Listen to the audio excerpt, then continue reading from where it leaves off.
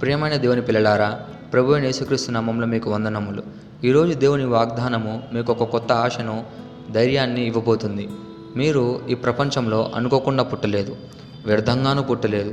మీ పుట్టుకకు, మీ ప్రయాణానికి దేవుని దృష్టిలో ఒక గొప్ప ఉద్దేశం ఉంది. ఈ వాక్యం నేను చెప్పడం కాదు, బైబిలే తెలుపుతుంది.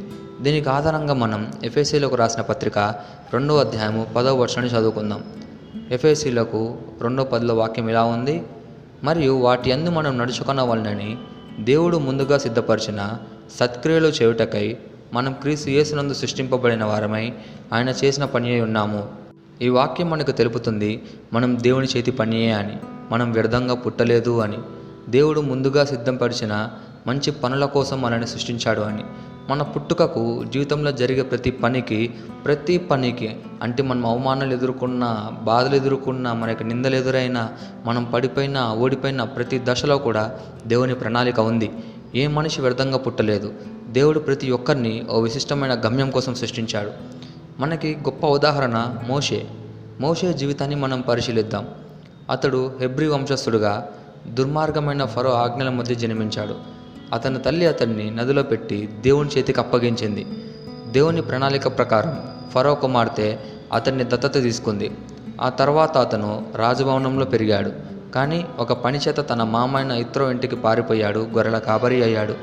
చివరికి దేవుడు అతనిని తన ప్రజల విమోచకుడిగా ఉపయోగించాడు. మోషే అనుకుని ఉండొచ్చు, నేను ఇంకా నా జీవితం అయిపోయింది, నేను ఇలాగే బతకాలి, గొర్రెల మధ్యలో బతకాలి, ఏడాన్యంలో బతకాలి అని. కానీ దేవుడు పిలిచి వాడుకున్నాడు. మనకిప్పుడు గందరగోళంగా అనిపించే చాలా పరిస్థితులు ఉన్నాయి, కానీ దేవునికి స్పష్టంగా తెలుసు మన జీవిత కథనం. దీనిని మన జీవితానికి ఎలా తీసుకోవాలి అంటే, మీరు ఎక్కడున్నా, ఏ పరిస్థితిలో ఉన్నా, మీరు దేవుని ప్రణాళికలో ఉన్నారు అని మాత్రం గుర్తుపెట్టుకోండి. మిమ్మల్ని మీరు తక్కువగా భావించకండి.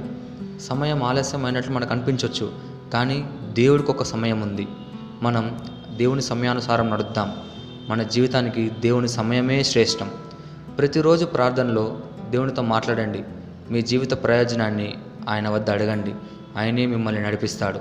ఈ వాగ్దానాన్ని మనం స్వతంత్రించలాగున మనం ప్రార్థన చేద్దాం. మమ్మల్ని మిక్కిలిగా ప్రేమించిన ప్రియ పరలోకపు తండ్రి, నీకు వందనాలు ప్రభువా. తండ్రి, నీవే నన్ను సృష్టించిన సృష్టికర్తవు. నీవే నా జీవిత గమ్యాన్ని ఏర్పరిచిన దేవుడవు. ఈరోజు నీ వాక్యం ద్వారా నాకు ఆశను ఇచ్చినందుకు ధన్యవాదములు. నీవు నా జీవితం కోసం సిద్ధం చేసిన యోజనాలను నాకు తెలిపి వాటిలో నన్ను నడిపించుము. నీ ప్రణాళిక ప్రకారం నీవు నన్ను ఉపయోగించుము. నన్ను వ్యర్థంగా అనుకోకుండా నీ మహిమకు పాత్రంగా చేయుము. ప్రభువైన యేసుక్రీస్తు నామములో అతి వినయంతో అడుగుచున్నాము తండ్రి. ఆమేన్.